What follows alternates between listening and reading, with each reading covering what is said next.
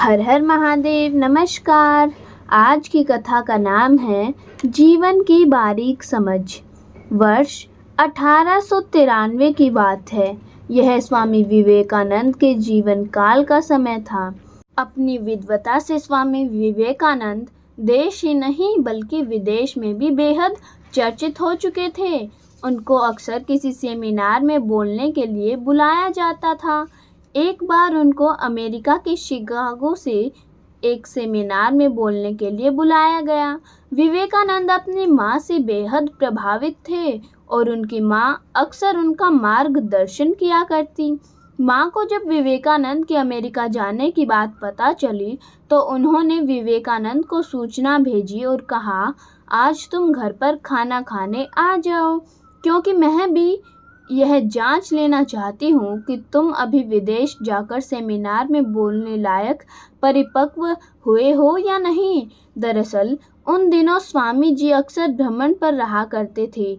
माँ के आदेश पर आज नियत समय पर स्वामी जी घर पहुँचे।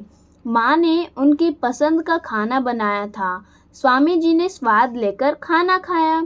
उसके बाद माँ ने उनको एक सेब दिया और साथ में एक चाकू भी दिया और फल खाने को कहा। स्वामी जी ने सेब को काटा और खा लिया। फिर माँ ने उनसे चाकू मांगा। स्वामी जी ने माँ को चाकू दे दिया। माँ ने कहा, बेटा, अब मैं आश्वस्त हूँ कि तुम विदेश जाकर लोगों को ज्ञान देने के लायक हो गए हो। स्वामी जी को कुछ भी समझ नहीं आया।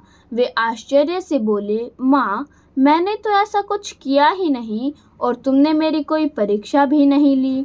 माँ ने मुस्कुराते हुए बोला, बेटा, अभी मैंने तुमसे चाकू मांगा, तुमने इस तेज चाकू की धार की ओर से पकड़ाकर चाकू का लकड़ी वाला वह हिस्सा मेरे सामने कर दिया जिससे मैं इसे आराम से पकड़ सकूं और मुझे चोट न लगे। परंतु ऐसा करते समय तुमने इस बात की परवाह नहीं की कि तेज धार से तुम्हें भी चोट लग सकती थी। इसलिए तुम इस परीक्षा में उत्तीर्ण हुए। जाओ और देश दुनिया में अपना ज्ञान का प्रसार करो। यह बात सुनकर स्वामी जी का सिर माँ के सामने श्रद्धा से झुक गया और अपनी माँ को प्रणाम कर वे अमेरिका की ओर निकल पड़े।